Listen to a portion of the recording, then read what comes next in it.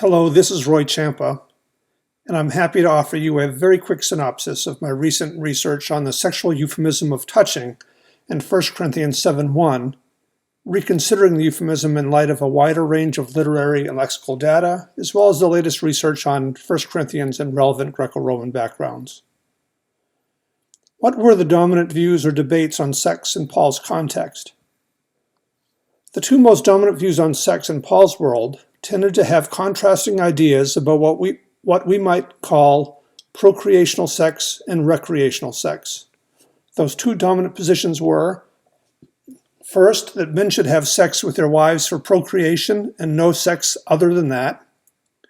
Or secondly, men should have sex with their wives for procreation and should or may turn to other outlets, especially with slaves and prostitutes, but not other men's wives, for recreational sex.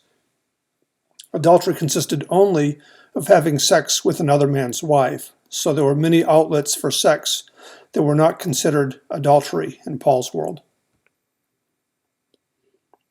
How does the context of 1 Corinthians relate to those ongoing debates?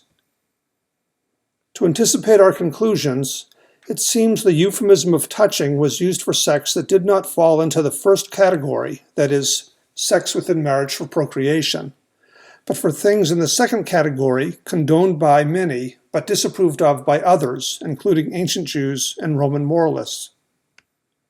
Paul's position is closer to the first, that is, that sex should be experienced only within marriage, but rather than limit marital relations to procreational sex, he considers it important to recognize marital sex as, among other things, a guard against porneia.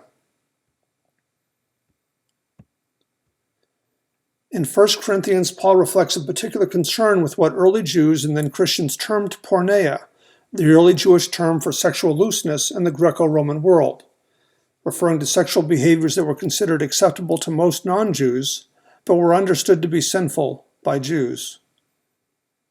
Note how Paul's citation, as most scholars think of it, of the Corinthians' reference to touching a woman comes sandwiched between his own references to porneia and in the same sentence as one of his own references to porneia. So in 1 Corinthians chapter 6, starting in verse 18, Paul says, "Flee porneia. Every sin that a man commits is outside of his body. But the one who commits porneia sins in his own body.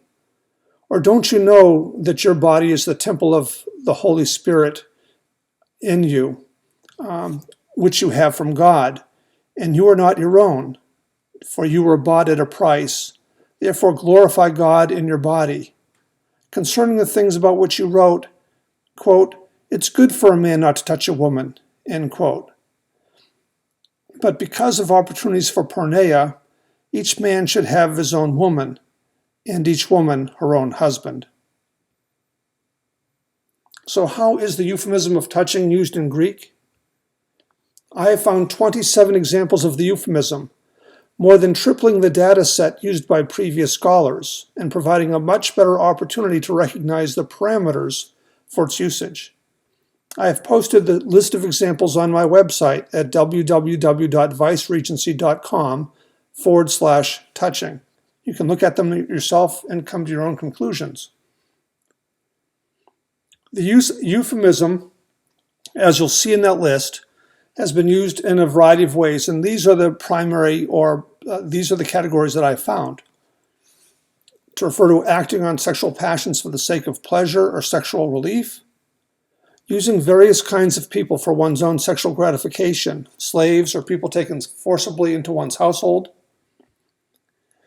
sex with a defenseless woman, sex with a virgin placed in one's protective care, sex with a wife during her menstrual period, refers to a pederast relationship with his lover, or for pederastic and same-sex relations in general, of incestuous relationships, including a relationship with one's stepmother. It's used for rape or adultery, sex with one's defiled concubine, sex with any well-born or free person other than one's wife, or sex with anyone at all other than one's wife. So here are my conclusions. First, the euphemism is not used indiscriminately for any and all sexual relations. It is not used for normal procreational relations with a man's own wife.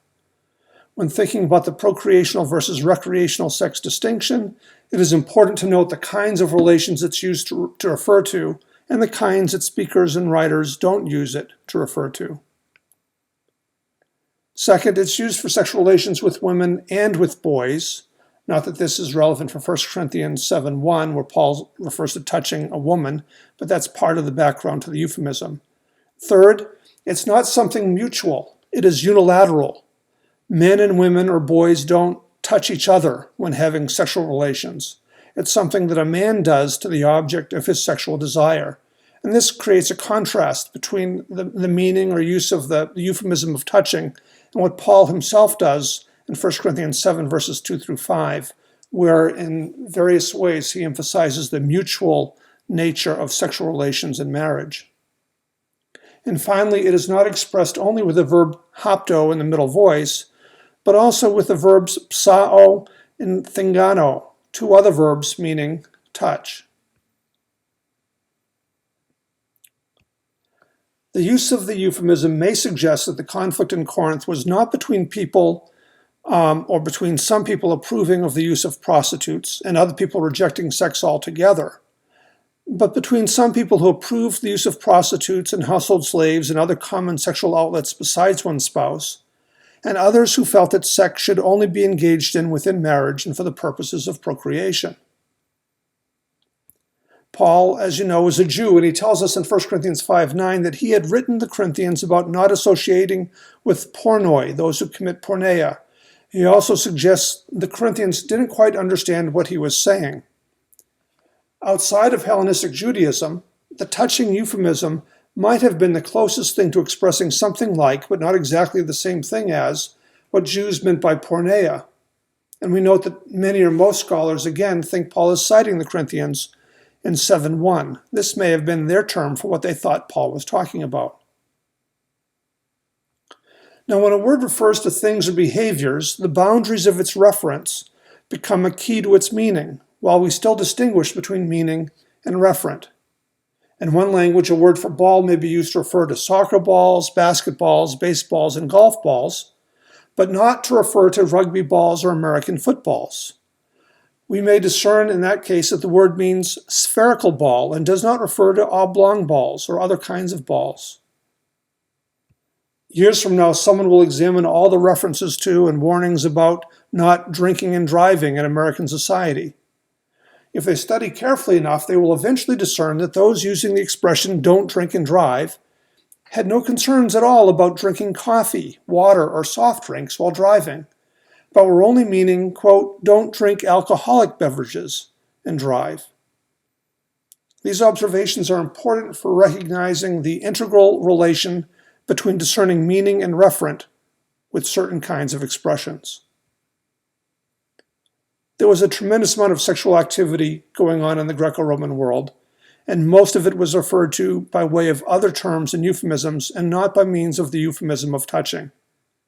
However, it's noteworthy that when touching was used, it was not for sexual relationships in general, but for sexual relationships motivated by pleasure or passion, more or less the kinds of sexual relationships that Paul had referenced in his earlier letter and that he discusses again in 1 Corinthians.